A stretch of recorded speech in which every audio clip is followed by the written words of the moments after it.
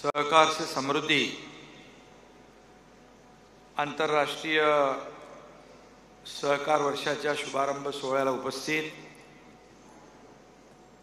सर्व मान्यवर इथे आहेत। आदरणीय गृहमंत्री तथा सहकार मंत्री अमित भाई, अजितदादा, मुरलीधर मोहोळ, बाबासाहेब पाटील, पंकज भोयर, आशिष भूताणी, राजगोपाल देवरा, पंकज बंसल, सर्व व्यासपीठावरील ज्योतिंद्र मेहता, सर्व मान्यवर आणि उपस्थित बंधू भगिनींनो,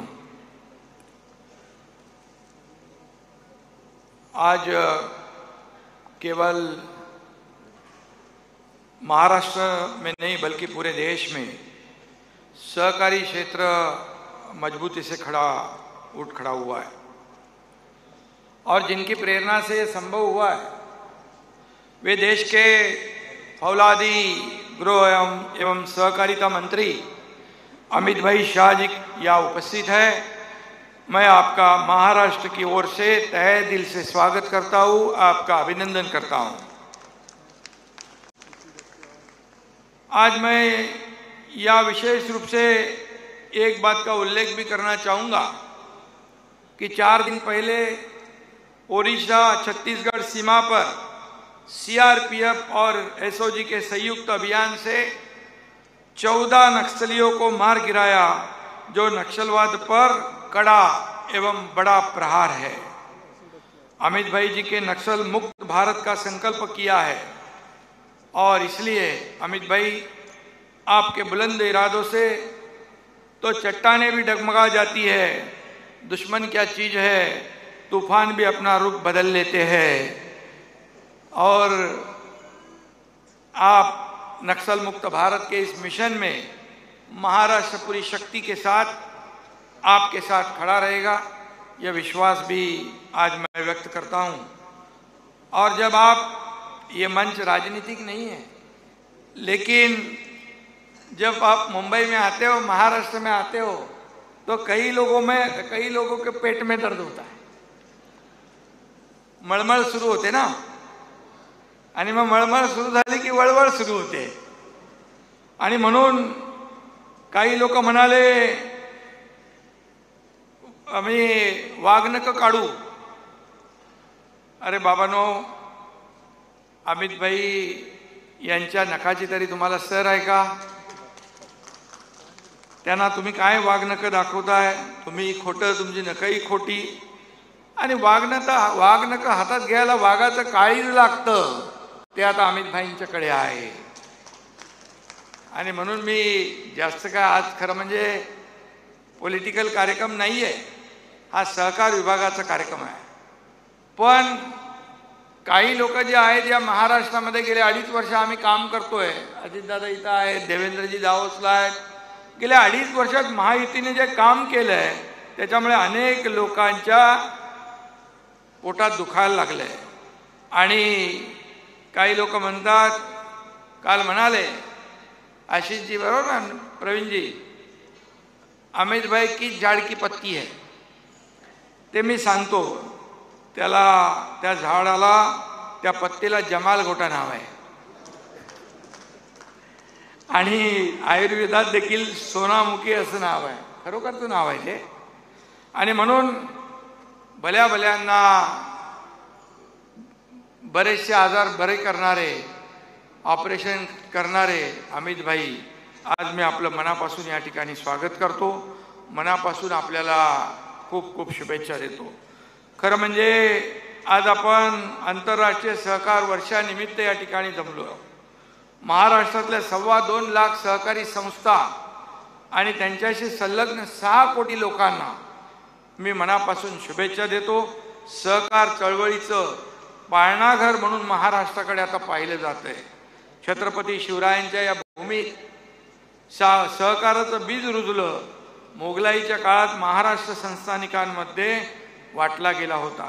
अशा वातावरणात सगळ्या मावळ्यांना एकत्र करून छत्रपती शिवाजी महाराजांनी स्वराज्याची स्थापना केली। त्या स्वराज्यातच सहकाराचं मूळ बीज आहे असं या ठिकाणी मला सांगावंसं वाटतं। गेल्या निवडणुकीमध्ये महायुतीचं सरकारने लँडस्लाईड विजय नोंदवला, कारण 2.5 वर्ष जे आपण काम केलं, महाराष्ट्राचा जो काय विकास रथ धावत होता, एकीकडे प्रकल्प पण पुढे नेले, दुसरीकडे लोकाभिमुख कल्याणकारी योजना केल्या आणि त्यामध्ये आदरणीय प्रधानमंत्री मोदीजींचं, गृहमंत्री अमित भाईंचं देखील आपल्याला सहकार्य लागलं. मगाशी अजितदादा म्हणाले की खरं म्हणजे सहकार क्षेत्रामध्ये आणि साखर उद्योगामध्ये 10,000 कोटींचा रिलीफ अमित भाईंच्या निर्णयामुळे मिळाला. त्यामुळे शेवटी त्या उद्योगाला देखील एक चालना मिळालेली आहे आणि म्हणूनच यामध्ये अमित भाईंचा सिंहाचा वाटा आहे. त्यामुळे विना सहकार नाही उद्धार हे आपलं जे काही मंत्र आहे, प्रिन्सिपल आहे, ते खऱ्या अर्थाने या ठिकाणी मला सांगावंसं वाटतंय. आदरणीय प्रधानमंत्री नरेंद्र मोदीजी यांनी पहिल्या वेळेस केंद्रीय सहकारिता मंत्रालय निर्माण केलं आणि त्याचा जिम्मा अमित भाईंच्या खांद्यावर दिला आणि अमित भाईंनी देखील गृह विभाग सांभाळत असताना सहकार विभाग देखील अतिशय सक्षमपणे या ठिकाणी सांभाळण्याचं काम केलं. आज सहकार से समृद्धि यह नारा जो है प्रत्यक्ष रूप से फील्ड पर साकार होता नजर आ रहा है आणि म्हणून सहकार कोणाची मक्तेदारी नाही, एखाद्या प्रांताची, एखाद्या राज्याची त्यात हुकुमशाही नाही, तर सहकार हा सगळ्या देशाचा प्राण आहे. हे अमित भाईंनी दाखवून दिलेलं आहे. 2014 से पहले सहकार से सिर्फ मेरा उद्धार यह नारा चलता था. सहकार से सरकार तक जाने का ही सिलसिला शुरू था, लेकिन आज समय बदल गया है. देश के गांव में सहकारिता की जड़ें मजबूत हो रही है. मल्टी स्टेट कोऑपरेटिव सोसायटी ना ईज ऑफ डुईंग बिझनेस साठी अतिशय उपयुक्त पोर्टल या विभागाने सुरू केलेला आहे. नवीन पोर्टलमुळे अर्जांची स्थिती, नोटिसा, आदेश, सोसायट्यांची प्रमाणपत्र, इतर तपशील नागरिकांना सहजपणे मिळू लागला, सोसायट्यांना सहजपणे मिळू लागला आणि देशात नव्या 10,000 पेक्षा जास्त पॅक्स, डेअरी आणि फिशरीजच्या कोऑपरेटिव्ह समित्या सुरू झाल्या. नाबार्डच्या साहाय्याने देखील मोबाईल ग्रामीण मार्ट सुरू केलं.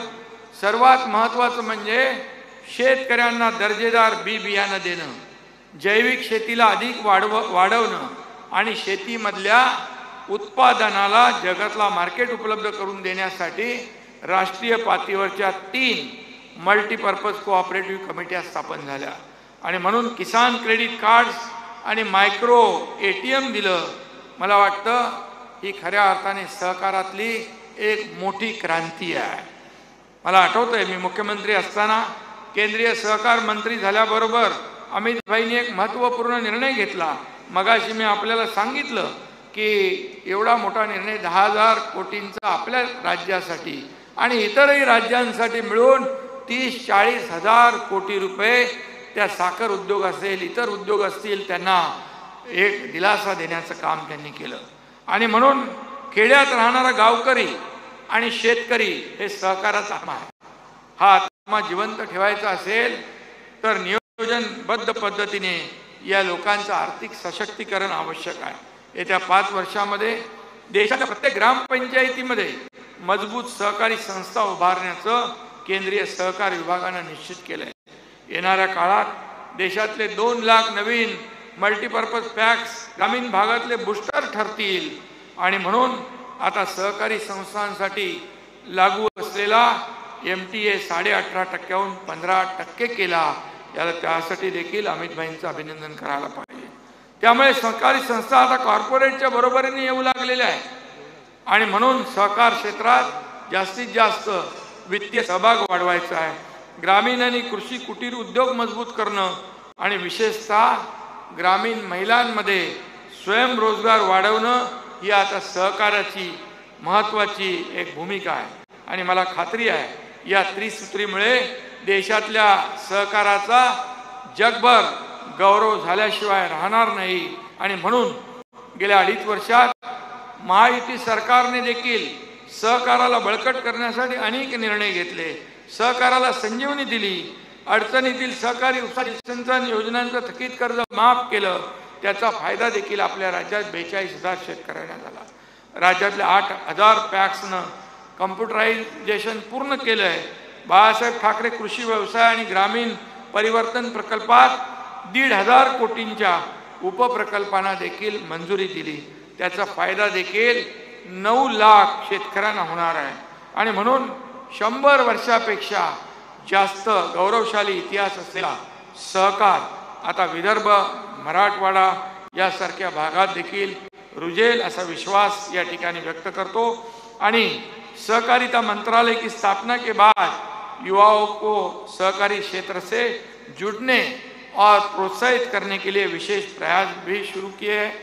ईज ऑफ डूइंग और टेक्नोलॉजी का रोल भी बढ़ रहा है. Cooperative learning end skill development को ध्यान में रखते हुए पॉलिसी भी बन रही है. प्रोफेशनल मैनेजमेंट, मॉडर्न टेक्नोलॉजी, हाई क्वालिटी कस्टमर सर्व्हिस, ये सर्व जे मूलमंत्र आता आत्मसात होतात आणि देशाला सहकारी क्षेत्रामध्ये एक पुढे नेलं जात है. जैसा कि अमित भाई हमेशा कहते हैं, बिना पूंजी के साधारण गरीब आदमी को समृद्ध बनाने का सबसे अच्छा साधन सहकारिता है. सहकार से समृद्धि का यह मिशन देश को महासत्ता बनाने के लक्ष्य का एक महत्वपूर्ण प्रयास है. और इसलिए मैं महाराष्ट्र भी उस दिशा में सदैव अग्रसर रहेगा. और यहाँ पर अमित भाई ने जो निर्णय लिए हैं वो ऐतिहासिक निर्णय है और इसके वजह से सहकार आगे बढ़ेगा, इतनी उम्मीद मैं रखता हूँ. और महाराष्ट्र भी